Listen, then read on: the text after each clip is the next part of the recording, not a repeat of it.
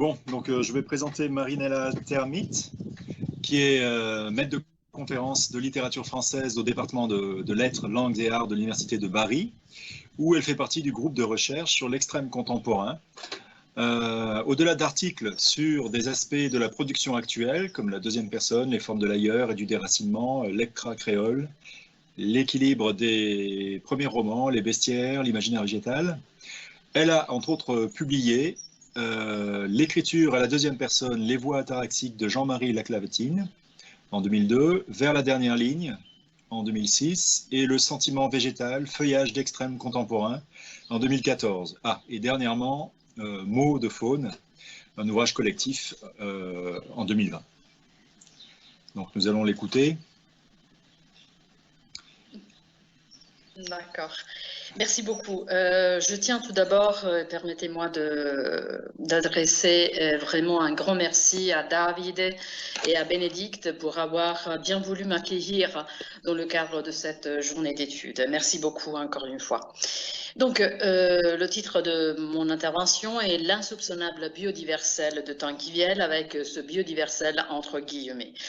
En fait, quelle est l'origine de ce mot? Avec la notion de diversel, hein, Patrick Chamoiseau reconnaît une condition encore plus exigeante de l'universel, où la richesse de la multiplicité s'inscrit dans la mise en évidence d'un réseau de différences qui réussissent à cohabiter. À partir de là, nous souhaiterions utiliser le mot biodiversel pour définir les relations que les règnes naturels entretiennent et en faire un banc d'essai dans l'analyse de l'œuvre de Thanquiville. Dans son recueil d'essais Iceberg, publié chez Minuit en 2019, l'écrivain explore son lien avec la pratique de la littérature et il nous semble qu'il laisse émerger une relation particulière entre ses réflexions théoriques et paradoxalement la matière de l'existant.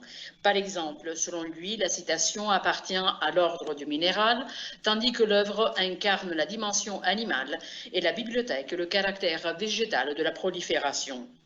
Un écosystème se mettrait-il alors en place dans une posture critique, adoptant des instruments paradoxalement de tout autre ordre? D'autre part, comment l'écriture créatrice de Thanquiville s'inscrit-elle par rapport à l'éventail du monde? Quel usage lui réserverait-elle? Les présences minérales, les animaux, encore les végétaux, se prêteraient-ils à la mise à l'épreuve d'une biodiversité scripturale? Alors, analysons donc les enjeux de ces deux types d'écosystèmes que l'on pourrait définir écosystème critique et écosystème créatif. Pour ce qui concerne donc l'écosystème critique, avec ses essais, Thanquiville remet en question la capacité de l'écrivain de déchiffrer le monde à travers le recours à l'iceberg, masse flottante et protéiforme. Cet écrivain s'interroge sur sa relation à la littérature et reconstruit une expérience de lecture fondée sur la souplesse et l'errance. L'iceberg apparaît ainsi comme un outil capable de restituer la complexité de l'existence entre ce qui est visible et ce qui ne l'est pas, entre luxuriance spectaculaire et fragilité du minuscule. Son immobilité apparente, par ailleurs compromise par l'érosion et la fragmentation, désoriente les clichés et aiguise l'art de la dissimulation. De fait, selon Olivier Remeau, qui a publié en 2020 dans la collection Monde sauvage chez Actes Sud, un texte qui porte le titre « Penser comme un iceberg », je cite, « L'iceberg est le miroir que les modernes installent entre eux et la nature pour se contempler. Ils imaginent un autre côté afin de se rapprocher de leur reflet. » Est-ce qu'il y a des problèmes de connexion? On ne vous voit pas. Marinella, on ne te voit pas. Et donc, on t'entend juste, c'est un petit peu difficile à suivre. Ouais, attends. Parce que moi, ta vidéo, elle est branchée? Oui, elle n'est pas oui, barrée? Non, non, elle est branchée. Tu peux essayer de l'éteindre et de la rallumer pour voir, s'il te plaît? D'accord. Voilà. C'est bon? No. Chiedo magari aiuto al nostro servizio tecnico se ci può aiutare un attimo. Juste un instant, désolé. Oui. De chez toi, Marinella, tu vois l'icône avec ton... Oui, Enfin, oui, avec toi-même, tu te vois? oui, je me vois et je vous vois en fait. Je vois Bénédicte, David, Monsieur Romestin, Daniel. Oui. Alessio, se c'è ancora se è ancora con noi, può aiutarci magari un attimo per il problema video?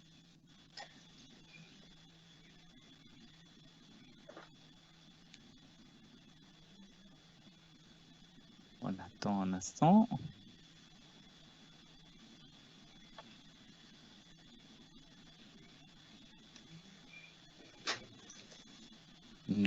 Non abbiamo risposta.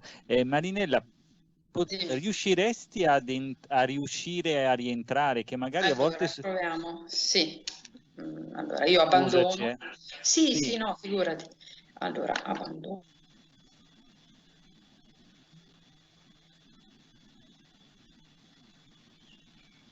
Désolé, mais ce sont des problèmes techniques toujours possibles.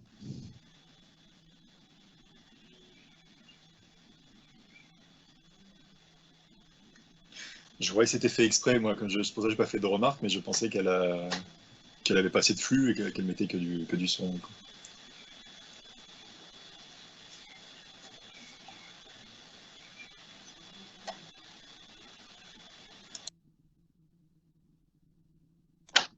Allora, sono rientrata, mi dà l'audio connesso, video connesso. Non so se mi vedete.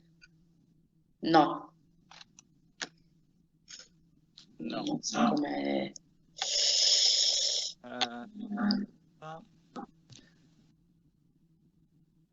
Je regarde juste un instant dans les participants. Non, tu es bien parmi les relateurs, donc à mon avis, tout marche bien. Non lo so. Je vais essayer d'écrire un petit mot à notre technicien.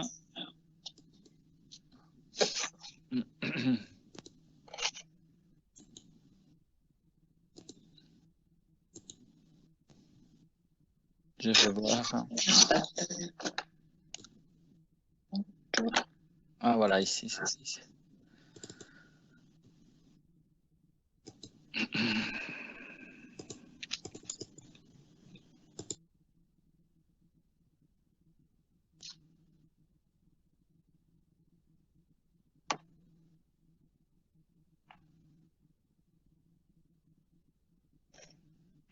David, qu'est-ce qu'on fait? Est-ce que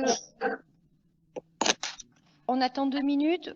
Et puis si ça marche pas, on voit Marinella, peut-être tu continues en espérant qu'ils arrivent à te remettre un visage sur ta voix? Oui, je vais essayer. Normalement, elle devrait pouvoir le faire parce qu'elle est parmi les relatori. Ouais. Donc, elle peut partager son écran, sa caméra et son micro.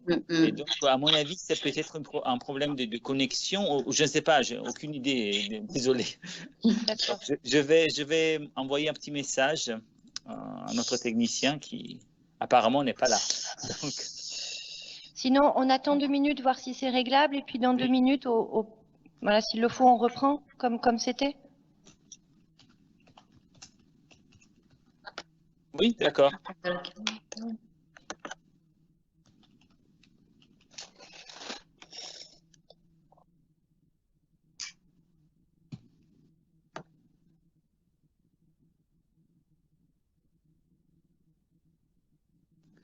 J'ai essayé, on va voir. Pardon, j'ai essayé, on va voir.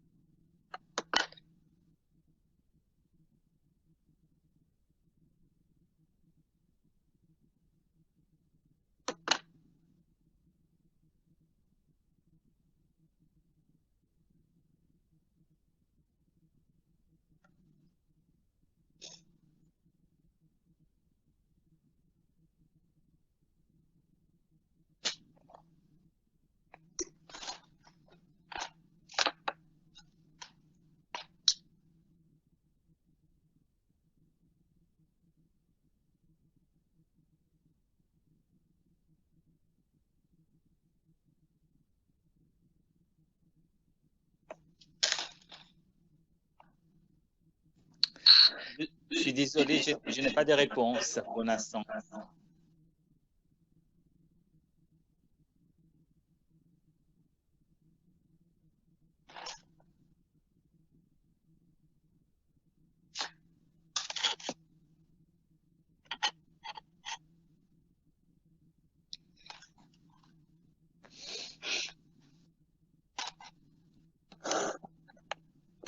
Parce que ce matin, on te voyait parfaitement, Marinella. Oui, bien sûr, bien sûr. Tu étais là, pas de problème. Et d'ailleurs, j'ai suivi toutes les séances, pas de soucis, et donc pas de problème de connexion non plus au cours de la journée. Bon, c'est bizarre. Oui, ça dépend aussi peut-être... Parce que des fois, quand le système, la ligne est trop chargée, peut-être que donc ça peut poser des problèmes, mais en fait... Bon, ici, on n'est pas trop nombreux, là, donc... Oui, bien sûr. On va continuer, Bénédicte, qu'est-ce que tu en penses? Oui?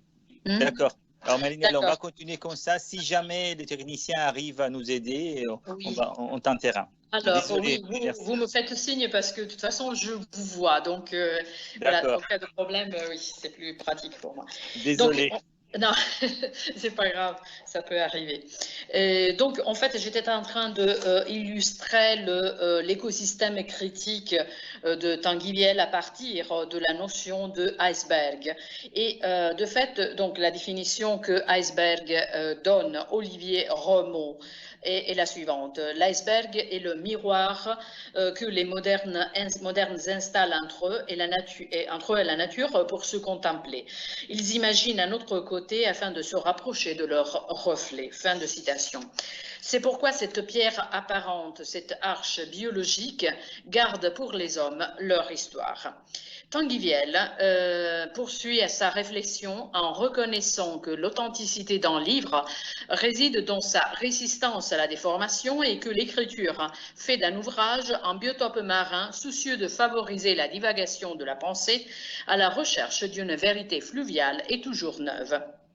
C'est pourquoi l'écrivain réactive ses parcours d'approche des pages d'autrui grâce aux résonances naturelles qui, de livre en livre, composent des variations au pourvoir explicatif. Mais tout en élargissant les références aux fruits de ses lectures, il se garantit un resserrement des savoirs en évitant à son tour, comme dans la nature, toute dérive végétale. Par exemple, dans le chapitre consacré à la citation, il s'appuie sur le lierre pour restituer l'image des piles de livres dans sa chambre. Cette analogie fait émerger les reflets d'une condition qui matérialise le chaos à la base de l'acte de lecture.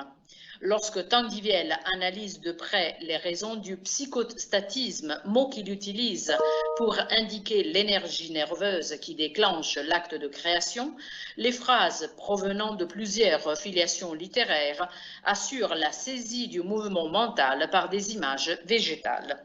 Par exemple, la citation de Guérin à propos de la notion de résignation engendre une boucle qui s'approprie l'exigence du mouvement par un cœur restrictif prêt à mettre en évidence en vide par le renvoi aux éléments naturels.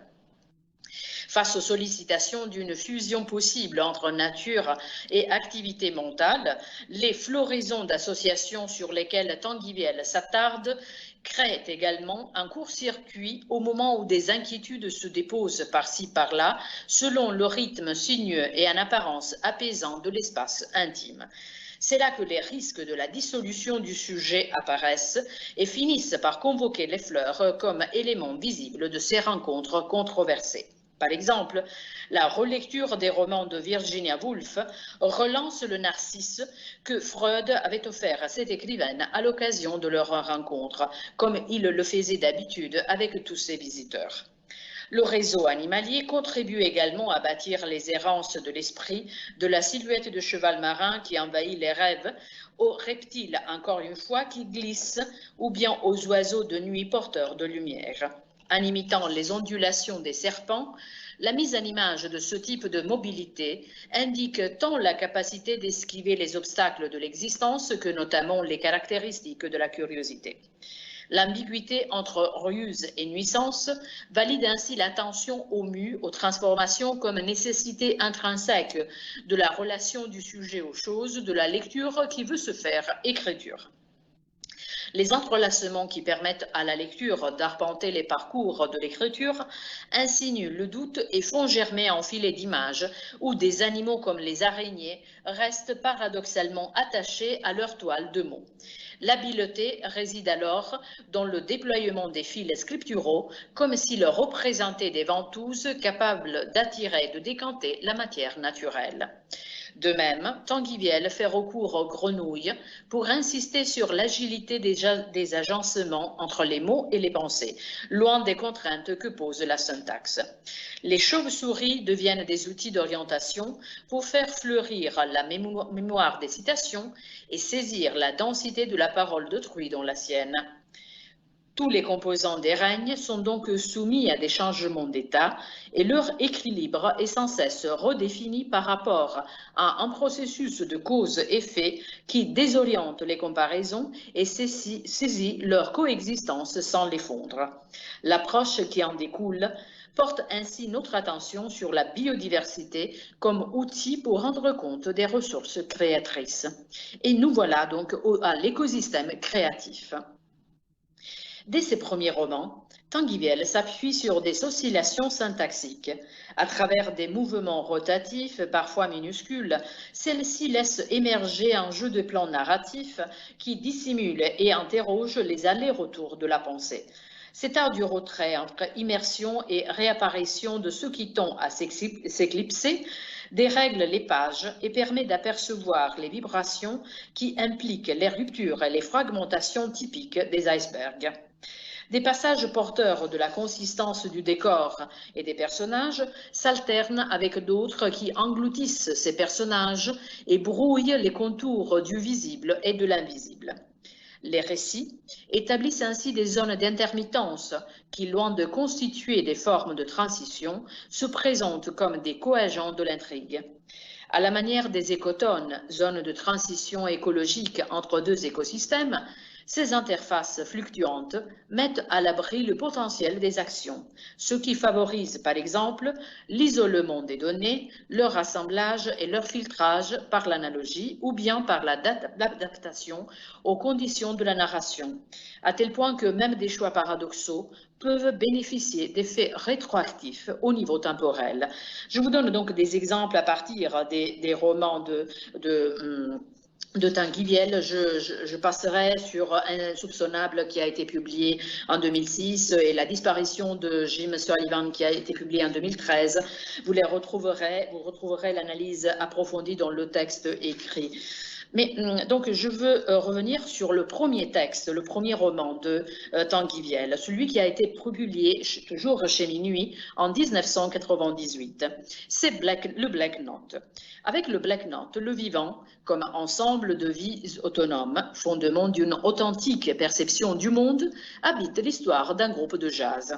En effet, bâti autour de la notion de disparition et syncopé au rythme de John Coltrane, ce roman essaye de distiller des existences destinées à l'oubli sans jamais les reconduire à une existence univoque. C'est là que le vivant l'importe, même si la mort de l'un des musiciens est au cœur de l'intrigue. Et donc, je fais juste une rapide citation. « Ne pas mélanger ces vies, disait Georges souvent, et les faire passer l'une dans l'autre. Alors, ça n'est fini de soi comme vivant. » Fin de citation.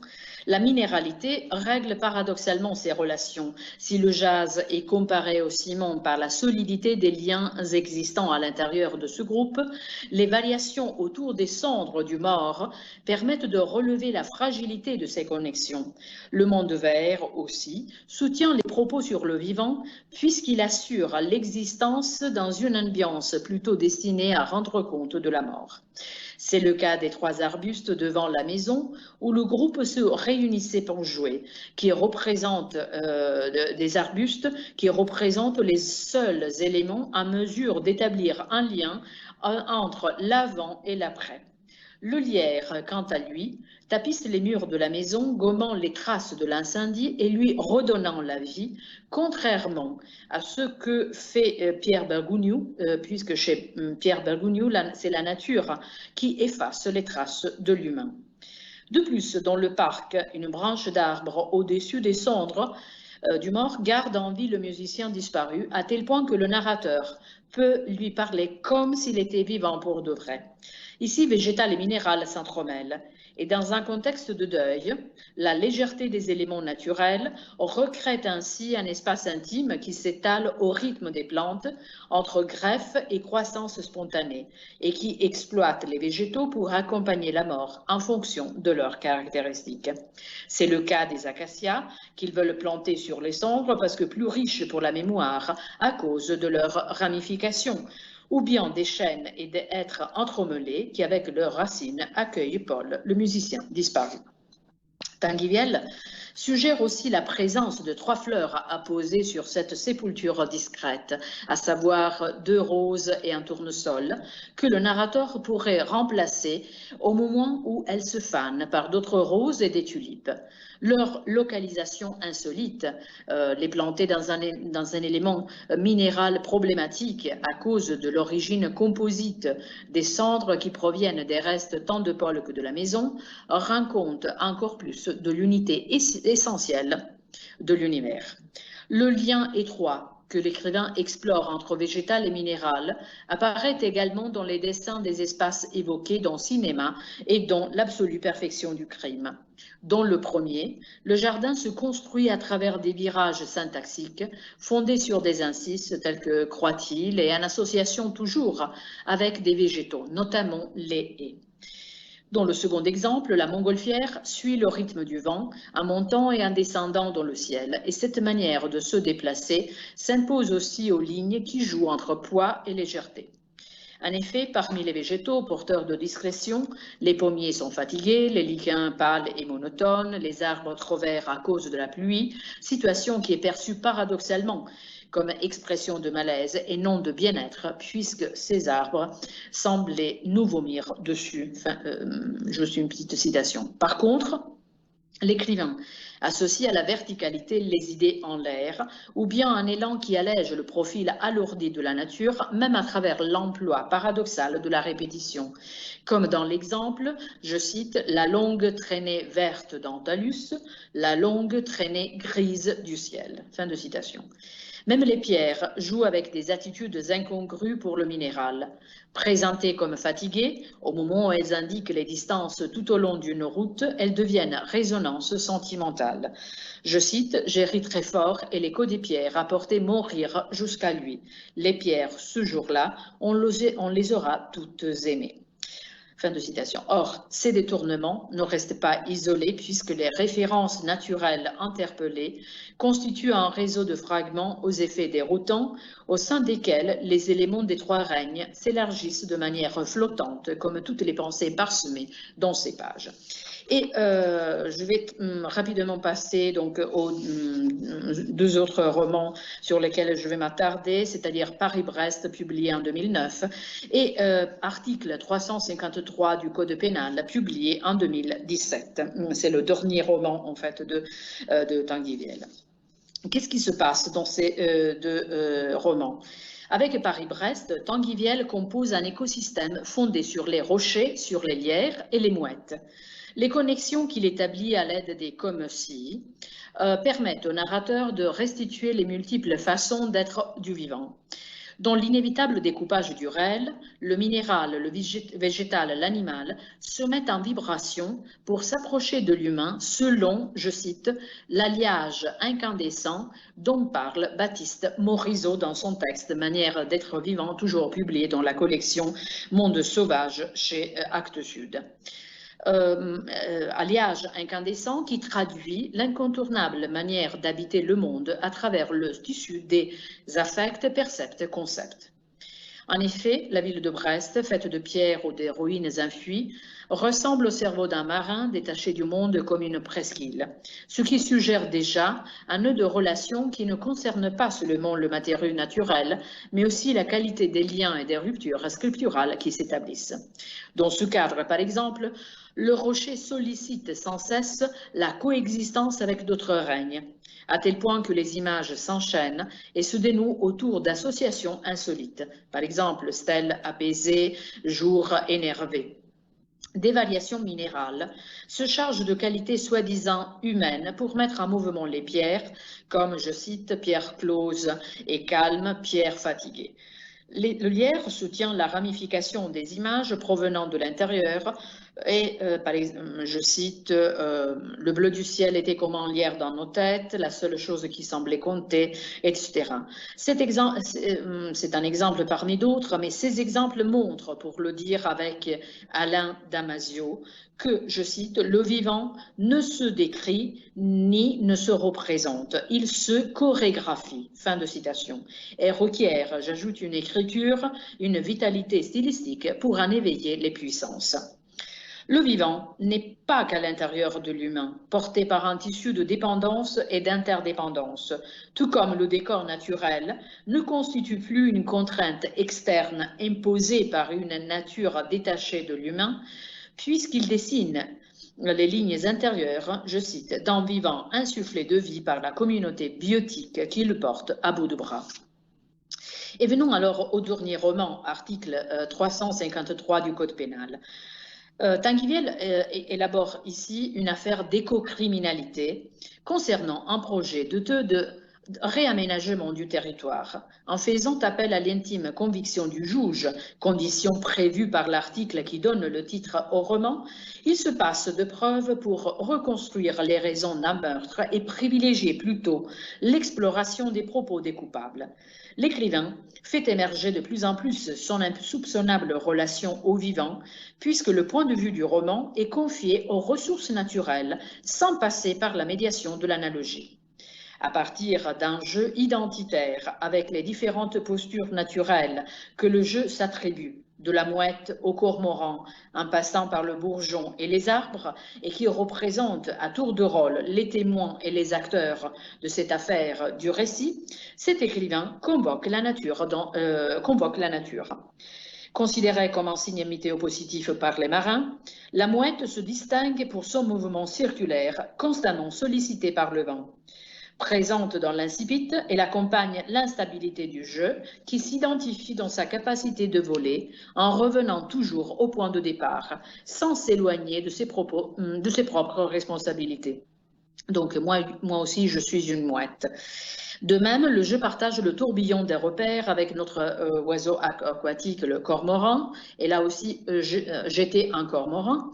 Mais face à ces volatiles qui portent une écriture flottante, faite d'arrêts, de reprises, de mouvements internes à la phrase, mais loin de nettes ruptures syntaxiques, le narrateur trouve un enracinement à travers des références aux végétaux au moment où il se retrouve face au juge. Je cite, « Je suis seulement un bourgeon ». Et sans négliger encore une fois un emploi métaphorique connu de la mauvaise herbe pour identifier le jeu devant la loi, l'écrivain associe l'arrachement de ce matériau brut aux deux autres outils de l'écriture, le silence et les phrases. Outre le bourgeon, première forme de germination des tiges, le narrateur reprend l'image d'un arbre à l'âge mûr, notamment un pin, pour accentuer la persévérance bâtie au fil du temps à travers deux situations opposées, la naissance et la vieillesse. Le désir d'être un arbre apparaît alors plus perméable à la question de la biodiversité scripturale.